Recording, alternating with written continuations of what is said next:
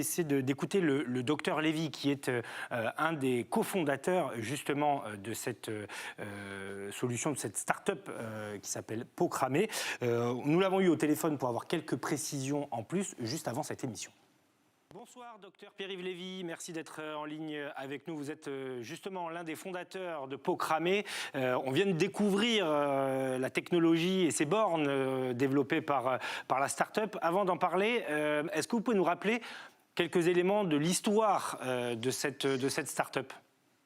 Bien entendu, c'est une société qui est née en 2014 d'un constat que le diagnostic microbiologique devait être réalisé dans le temps du soin médical et que cette contrainte était difficilement réalisable en milieu isolé, en particulier dans les zones de désertification médicale qui se créent à cause des regroupements d'établissements de santé ou de laboratoires.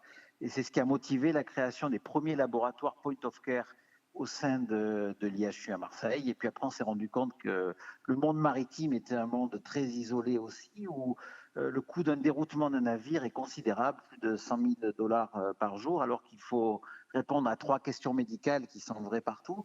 Est-ce que le malade est grave et qu'il faut l'hospitaliser ou, dans le monde maritime, dérouter le navire? Est-ce que le malade est contagieux et il doit être isolé des autres? Et est-ce qu'il faut débuter un traitement spécifique? C'est ces 3 questions médicales qui ont motivé à la création de ces laboratoires mobiles dans lesquels on réalise des tests biologiques avec une approche syndromique, c'est-à-dire qu'on répond dans un petit logiciel à des signes cliniques de base et c'est le logiciel qui va conseiller un certain nombre de tests à réaliser qu'on a regroupés pour simplifier l'utilisateur qui n'est pas à réfléchir sur le type de test qu'il faut faire. Alors, on en a parlé un petit peu dans le sujet. Le Covid-19 a aussi bouleversé l'activité de l'entreprise parce qu'on imagine très bien qu'on pourrait déployer cette forme de laboratoire mobile, ces bornes équipées de tests fabriqués en France, sur des territoires où il est difficile de dépister les patients. Absolument, c'est le besoin même de ces équipements, c'est de répondre à un diagnostic dans des milieux isolés ou même dans des entreprises quand il y a une problématique d'infection virale. C'est vrai que ce que l'on voit actuellement avec cette crise de Covid, c'est exactement la raison pour laquelle il y a 5 ans on créé cette société. Il faut diagnostiquer encore et pouvoir isoler quand on s'adresse à une maladie contagieuse. Et on l'a vu dans le reportage, il y a ces tests rapides aussi qui sont en train d'être mis au point. Ça ferait un couple parfait finalement, d'autant qu'on nous dit partout qu'on a du mal à dépister. Oui, alors effectivement, par exemple, dans le monde maritime, on travaille énormément avec 2 compagnies maritimes qui sont extrêmement à la pointe du diagnostic médical et de la prise en charge de la protection des passagers.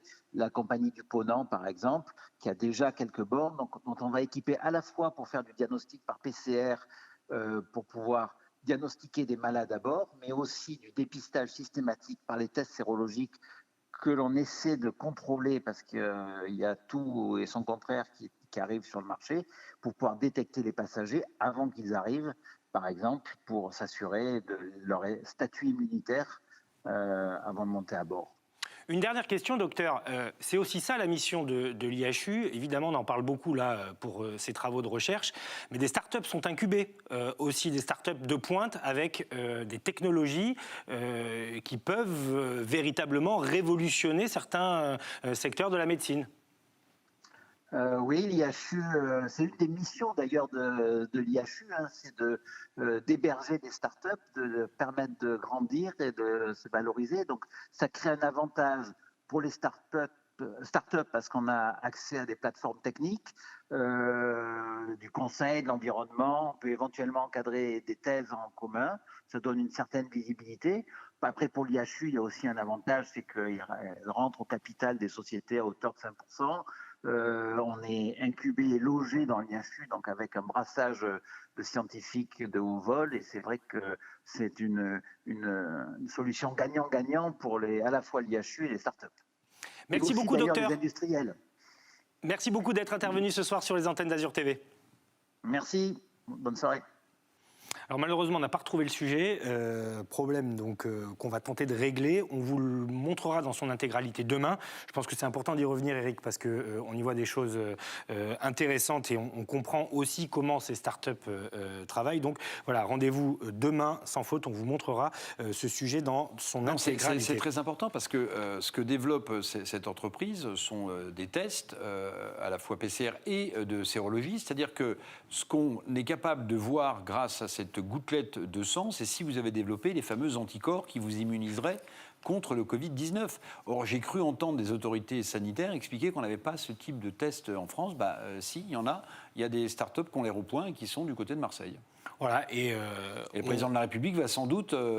On lui a sans doute montré également le fonctionnement de ce test sérologique. Ouais, en tout cas, c'était assez convaincant. Et l'information donnée dans le reportage, c'est que ces tests rapides, basés sur le principe du test de grossesse, pourront être disponibles à la fin du mois, avec une société française donc capable de les produire.